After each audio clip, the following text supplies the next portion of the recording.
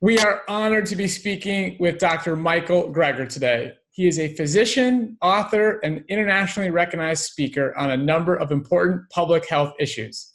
He's the author of one of the most important books in the world of plant-based nutrition, and probably just the whole world in general, called How Not to Die, and he's also the author of the How Not to Die cookbook. Thanks for taking the time to be here with us today, Dr. Greger. So happy to be here. Robbie, you forgot to use the word legend. This guy is a freaking legend, man. This is true. This is true. So I'm just getting started. So because you're a legend, we want to go right into one of the hottest topics in the world of diabetes nutrition, and that is the ketogenic diet. So can you elaborate on why these diets are so popular and how they affect people's long-term health, and also how they relate to insulin resistance? Yeah, so these diets have been around, since the 1870s. Banting first put out the first kind of ketogenic diet, keeps coming back. That was the original Atkins diet in the early 70s. Then the new Atkins diet, then the new spanking new Atkins diet. He's dead, but we still got a new Atkins diet. And then, oh, no, not Atkins diet. Now we're doing the ketogenic diet. That's totally different. And the reason they keep coming back is because people love hearing good news about bad habits. Like, oh, butter is good for you. Who doesn't want to be told bacon and butter is good? How many books are you going to sell with broccoli on the cover? I'll tell you, I've sold quite a few books with some greens on the cover, but most, that's not as easy as it sounds. What you get is this dramatic loss in water weight very early on. So in the first couple of days, you can diurese off a huge amount because you're using up your glycogen stores. Glycogen stored, packed with a lot of water. So you look at the scale and you're like, oh my God, this is awesome. You tell all your friends, they go buy the books. And by the time you realize, wait a second, I lost zero fat. I'm actually losing less fat on ketogenic diet, right? That's what Kevin Hall showed. They put people on ketogenic diet and you actually lose less fat, but by the time you realize that, you already told your books to everybody in your family to go buy the book, right? And so then they buy the books and they tell all their friends before they realize it's a sham. But that's the billion-dollar diet gimmick. It's water loss, and you can get that dramatically on these ketogenic diets, and so that's why they're so popular. And then by the time everybody in everybody's circle realizes this is a total sham, 12 years later, the new ketogenic diet with a different name. It's the same goddamn thing. Billion-dollar diet gimmick. It's rapid water weight loss. Okay, but let me ask you a quick question here. There's people who, they follow a ketogenic diet and they lose 30, 40, 50, 75, 100 pounds. So clearly that's not all water. Is it possible to actually... No, it's that early water weight that hooks people in. And then, of course, if you restrict calories for any reason, for in any way, whether you're getting your jaw wired shut or you get your internal organs wired shut with like bariatric surgery or on a desert island, whatever's getting you to cut your calories, right? Most calories come from carbohydrates. So you're cutting out all your carbohydrates. It's like how much oil can you chug in a day kind of thing. And so look, if you eat a calorie restricted diet, you can lose weight. But what you're doing is you're mortgaging your health. What Kevin Hall showed is the same number of calories, you lose less fat. But look, you're low enough calories regardless of what you eat, right? You can eat cotton candy and lose weight as long as you ate less than the calories that you're expending every day. But the whole point is not to die in a skinnier casket, right? And you can have the best of both worlds. You can have, long-term sustainable weight loss and health and longevity and lower chronic disease risk, et cetera, and not make things worse with a ketogenic diet. And this is particularly important for diabetes, where, saturated fat is, in the context of an excess of calories, is considered the cause of insulin resistance, which is why we have prediabetes and why we have type 2 diabetes. And so they are, in effect, making the disease worse, even though, of course, their blood sugar levels aren't going up because they're not eating carbohydrates. But, of course, diabetes is a disease of carbohydrate intolerance. As soon as they went back to eating carbohydrates, their blood sugars would go crazy, and maybe worse than before, particularly if they haven't lost the weight. So you're in fact making things worse But even though, the number is look good on paper, but you're mortgaging your health by these kind of diets. And it's really tragic. Like, people put out like, have some kind of flat earther theory on the internet or something, fine. It's just like some harmless idiot, right? But if that same harmless idiot says, oh, put butter in your coffee or something, I mean, then you could be killing people. It's no joke anymore. Okay, so this is great. Can you try and bring this down to an analogy that people can really understand what's going on? Because they're confused about, they see the improvements.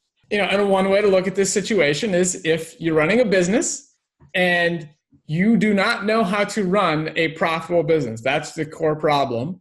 And then you go and raise a bunch of money. You convince some family, some friends to give you money. Then you can buy some nice offices. You can hire some great employees. You can do all kinds of things. It looks good on the outside, but you haven't necessarily solved your core problem, which is that you don't know how to run a profitable business. And that's what's going on here with insulin resistance. So at the same time, you start bleeding through all this money you raised, and now you might lose your home. You might lose your car. So this has these negative side effects. And that's the analogy we sort of came up with together. Yeah, so another one I was thinking of is, what are those things? Remember those old like anti-carjacking things you put in your steering wheel? What do they call it? Remember those? The club. The club. Oh, yeah. Okay. All right. No. So, okay, now I got to remember. I was like, oh, the club. I remember I was sleeping. I was like, the club. Right. No. Okay, so no, you're at the top of a hill, right? In a car, you got the club on, right? And you start rolling down the hill. Your brakes don't work. Oh no, you got something stuck under the brake pedal, right? And so you can't press down on the brake. And you start rolling down the hill, and you can't steer, and you go, okay, and it's like, well, no big deal. All you have to do is you stay on a straight road with no traffic, stop signs, or traffic lights, right? And all is well, right? But you're getting, it's going faster and faster. You're going down the hill, and it's getting worse and worse. But hey, you're totally fine staying on the road. Okay, so, or alternatively, right, you can kind of treat the club. You can unlock the club, right? You pull that thing out from under the thing, and then you're fine. So it's like on a ketogenic diet, right? Your blood sugars look fine because you're not fixing the problem. But as long as you're staying on that kind of straight, narrow ketogenic path, but as soon as you veer off, you're dead. So why not fix the problem in the first place? Something like that. Yeah, that's exactly right. Which is that, what's common to both of these analogies is that if you have this tunnel vision approach, in which you say the only thing that actually matters in my entire diabetes health is my blood glucose. As long as I can keep my blood glucose pinned at, between 80 and 90 all day long every day, then I've solved diabetes because my A1C comes down as well and everything's good. But that is missing the bigger picture. What you're forgetting and what you're not realizing is that by eating high fat, high protein foods, you end up increasing your risk for cardiovascular disease and kidney failure and liver failure. And you end up increasing your risk for chronic disease as a whole and all-cause mortality. Not worth it. So here's our next question. Yeah. The term superfood is going around a lot lately. You hear people saying this over and over and over again. Things like acai berries, amla berries, they seem to be, some of the most popular superfoods on the market today. Now, You have multiple videos in which you talk about the fact that amla berries, Indian gooseberries, are the most powerful cholesterol-reducing food on the planet. Can you go into a little bit more detail about why this is the case? What are Indian gooseberries and why are they so effective? Yeah, so, superfoods, broccoli is superfood. Sweet potatoes, now that's a superfood, right? I think I did a video recently pitting acai berries, right? These really expensive, exotic Amazonian berries versus apples or something. And apples like kicked acai's butt or something. It's like, come on, you can get apples for $1 a pound this time of year. Like, of course, blueberries on it. Recent acai, it's just like, what? Anyway, but amla is kind of a berry that lives up to its hype. And not just cholesterol lowering, but blood sugar lowering, made for body weight, all sorts of crazy in terms of waist circumference, in terms of visceral fat. And it's actually a very popular, using a lot of Ayurvedic remedies. It's kind of part of the Indian system of medicine. Of course, they do lots of crazy stuff too, like put heavy metals into stuff. And anyway, but one thing they seem to have gotten right was that Indian gooseberry is really good for you. Unfortunately, they're basically inedible. They have every bad taste. They're sour, astringent, bitter, but you can get it powdered. You can get powdered, one ingredient, dried Indian gooseberries, this amla powder. So what I do is I put it in smoothies. So like green smoothies is just packed with really intense flavor and you don't even taste it. But you really, some people put it in water and just chug it and God bless them, but that's not me. Oh, you can put it in capsules, or you if you want, you can kind of stuff your own capsules full of the stuff. Great mouthwash. So I use a mouthwash, green tea with some amla powder in it. Great in terms of anti-plaque and anti-periodontal disease, anything. In fact, I get stories all the time. I did this one video about this green tea amla mouthwash, and people come to me all the time. It's like, reversal heart disease, reversal diabetes, but I get so many people, oh my God, I had all these problems with my gums and all got better once and it's like dirt cheap, right? Amla, right? And it's like, anyway, yeah, it's so amazing stuff. And of course, the only reason no one's heard about it is because that's it. It's just a fruit. No one makes any money. You can't patent it. You can't sell it for, $1,000. So, it's just, a couple pennies a day, and you just, find ways you can sneak it in. Is high in oxalates. You have kidney stone problems. You don't want to overdo it, but it's so nasty. It's kind of hard to overdo it, period. It's brilliant. Okay, so let's switch gears here a little bit and talk about people who've been living with diabetes for many years. Many of them have diabetic neuropathy. Can that be reversed? Oh, well, this is some of the most exciting stuff. So there's a really famous study talking about painful diabetic neuropathy. There's lots of different types. The worst is pain. So you can get numbness, but the worst, you can have this painful diabetes with burning feet and this chronic pain. One of the most horrible things that human beings can go through.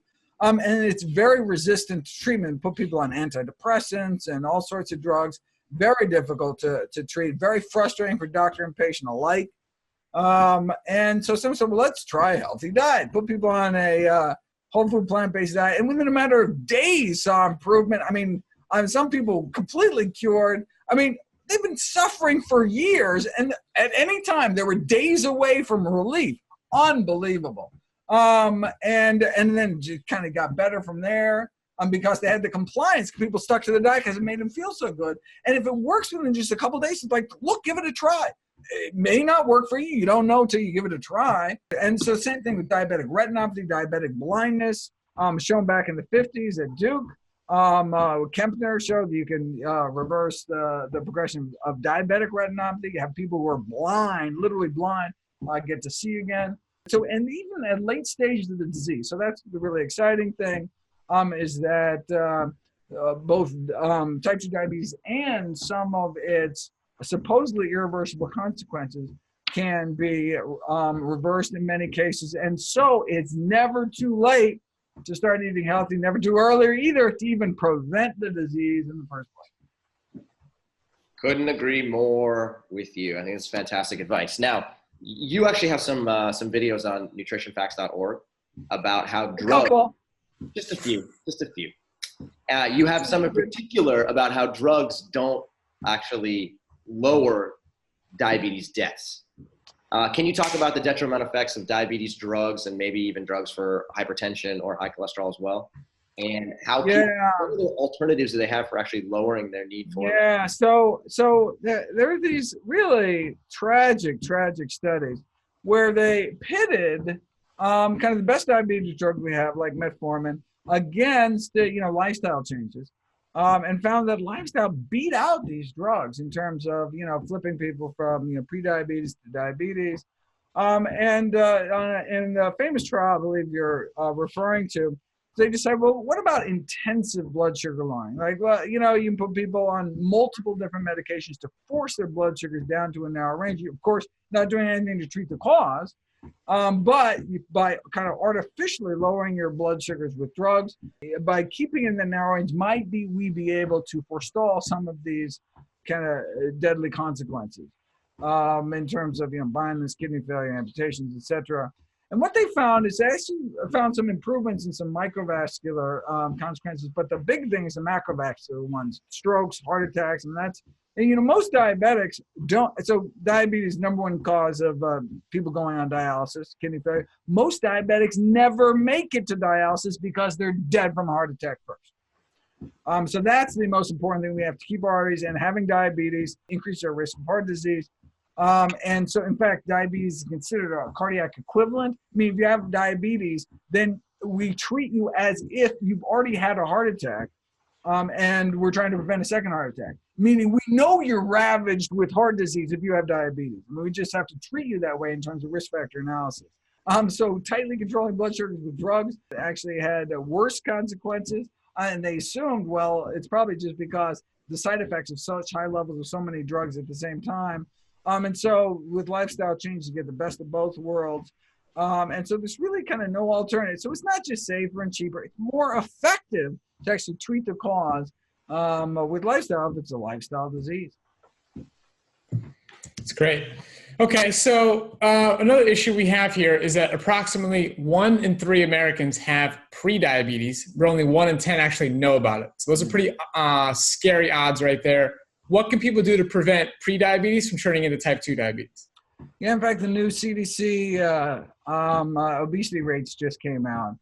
And so we have states down in the deep south where we're edging up 45% obesity rates. I mean, it's just unbelievable. Not overweight, obesity. So we're seeing this pandemic of prediabetes and diabetes, of course, even in children.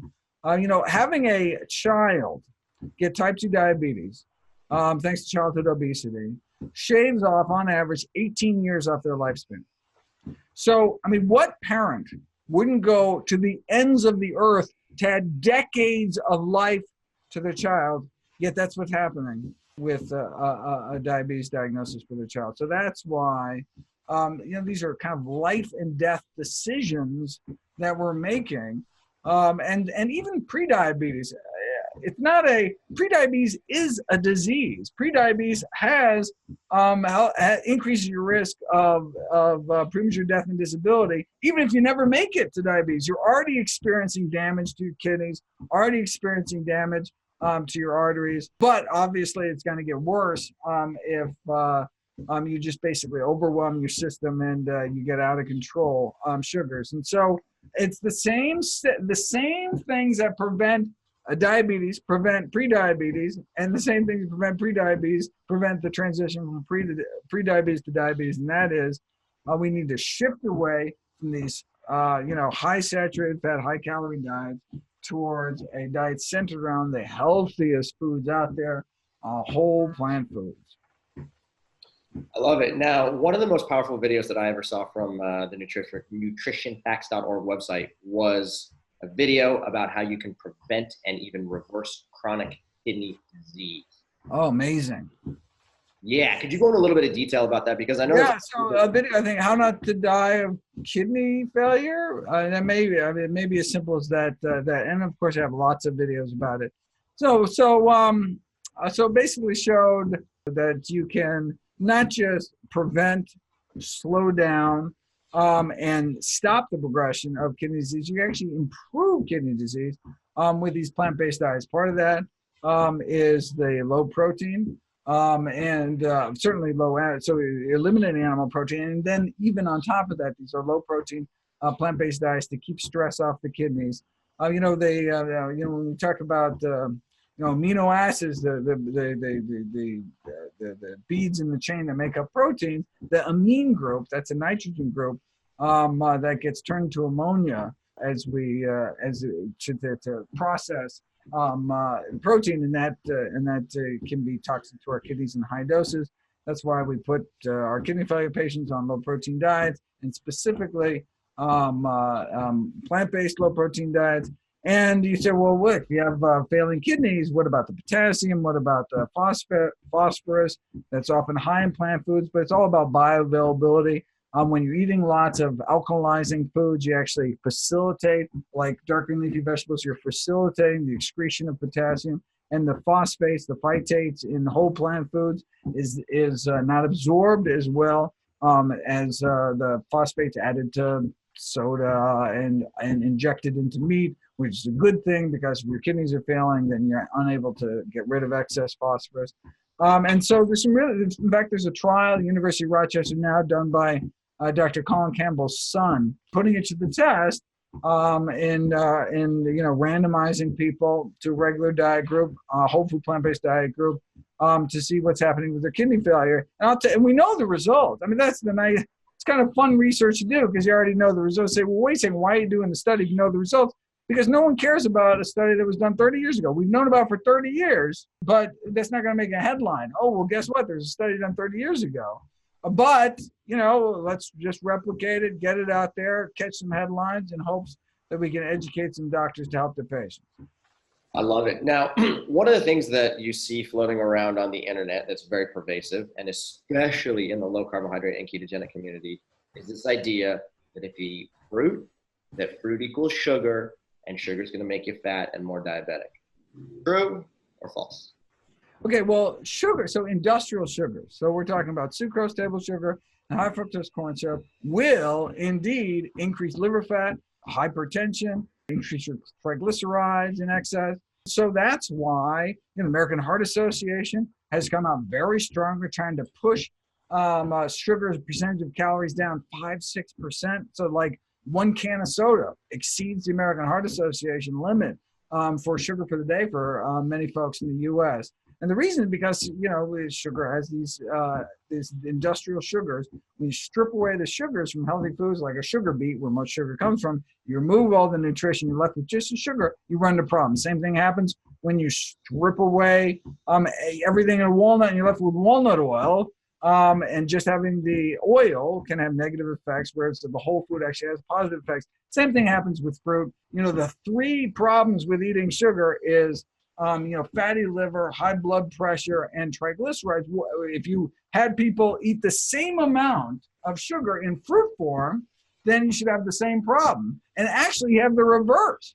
Things actually get better. Blood pressures drop when you pile on fruit into people's diets. So it has not just a neutral effect, actually has a positive effect. You say, how is that even possible? Well, it's because sugar in nature comes prepackaged with basically everything your body needs to process that sugar. So, for example, it has these polyphenol phytonutrients.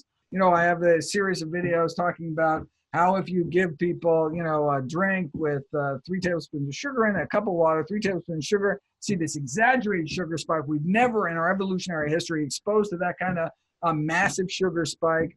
Devoid of fiber, absorbed very quickly. And of course, our body overreacts, releases so much insulin, we actually dip down hypoglycemic.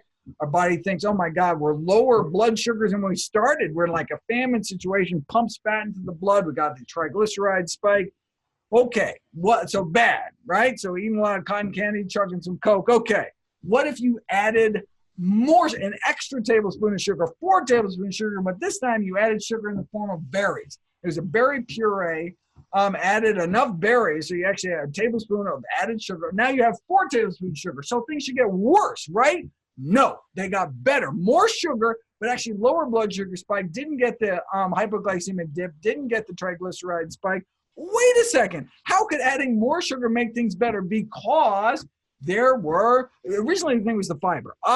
Berries have fiber gelled in their stomach, slowed the release of sugar. But you can do the same thing with Concord grape juice, 0 fiber at all. The same amount of sugar in Concord grape juice versus the same amount of sugar in grape-flavored Kool-Aid, and you get a completely different blood sugar spike. Wait a second, same amount of sugar, because these polyphenol phytonutrients, the pigments that make Concord grapes purple, actually act as like sugar blockers on the intestinal lining, prevent the absorption of sugar through the small intestinal lining, slow the rate down at which it goes into your system so it doesn't kind of overwork your pancreas. And so it comes prepackaged with everything that makes it good for you, right? I mean, the whole point of plants making fruits is to make it healthy for animals, to eat the seeds, to spread it around. We want happy birds. We want happy animals. We want happy baboons pooping all over the place. And the way that happens is we keep our baboons happy. And so we got antioxidants. We got to throw all this stuff in there. We have lots of baboons, lots of plants. Everybody's happy. I love the way you talk about it, actually. It's brilliant. Now, you talked about insulin, right? When you eat industrialized sugar, that causes a rapid glucose spike, which then creates a rapid insulin spike. Now, people in the low carbohydrate community say over and over and over again, insulin is your fat storage hormone. And it makes my blood bubble when I hear that. When you hear that, what does it make you think of, / how can you help reframe this idea that insulin is your fat storage hormone for people that actually believe Well, I mean, so first of all, I mean, so having high levels of insulin, not a good thing. But of course, if you eat, a hamburger, 0 carbs, you get a bigger spike in blood sugar in terms of meat protein than you get in the same grams of pure table sugar. The protein is insulinogenic, causes an insulin spike, and it's even worse when you combine the two and you get these kind of high protein, high fat, sugary foods. It's just like a fast food nightmare to kind of conspire against your body. But it turns out this whole insulin theory of obesity put forward forcefully by that journalist, Taubes. He wrote books about it, and so, but actually, to his credit, raised a bunch of money to actually put it to the test. So we have this theory, right, that insulin is fat storage hormone. Keep insulin levels down, people won't gain weight or gain as much weight, and could have paid off. Some of one of the Atkins Foundation researchers to design a study to show it, but no. Again, to his credit, went to NIH and picked up Kevin Hall, who's a lead, independent researcher, to put a diet to that. And so they came up with a diet, like because they didn't want to have any, they want to do the perfect test, put people on this strict ketogenic diet, and let's see what had keeping those insulin levels super low, and they lost less body fat than those on the high carb diets. It didn't just not work. It was the opposite of what the theory proposed. I think he raised like $40 million to do this, and the funders pulled all the funding, and the whole thing collapsed. And so now we know the truth. So yeah, that is not the way to lose weight. Love it, love it, love it. Super helpful. Okay, you got an upcoming book, How Not to Diet. Tell our listeners about How Not to Diet. When does it hit the shelves? I am 160,000 words deep. My manuscript is due March 1st. It's going to be tight. It's going to be beautiful. It is the biggest project I've ever taken on. I mean, so 80,000 papers a year are published in peer-reviewed medical literature on obesity alone. That is 10 papers an hour, right? So every hour I'm 10 papers behind, right? I go to sleep, forget about it. Right, so it's a huge body of literature, but look, that's what our research team does, right? Sift through it, find all the best available balance of evidence, and so we cover every controversy, and it's just going to be like the Bible of everything you need to know about weight control. Just cut through all the BS. There's not going to be any fluffy testimonials, recipes, any of that stuff, because we actually have evidence, right? We actually have science, and so we don't have to just make up fluff.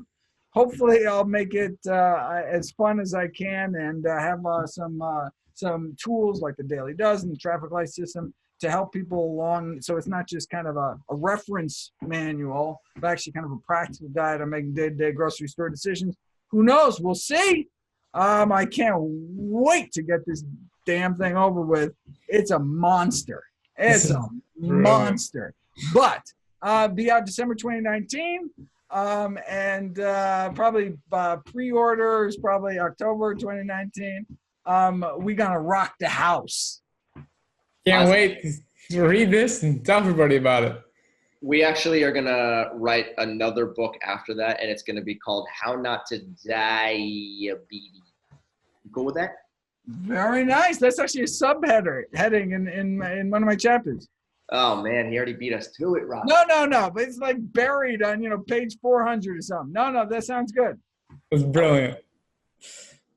So thanks so much for taking the time to be here with us today. I know you got a busy schedule. You're probably the busiest human being on the planet, and our listeners absolutely love listening to you. In fact, I know an entire gaggle of 20-something and 30-something-year-old women who have a crush on you, And Gaggle. there's millions of them around the world also who feel the same way. So we have crushes on you, and I know a lot of people in our audience do as well. So thank you, thank you, thank you. You're a true gem. Happy to help. Keep up the good work.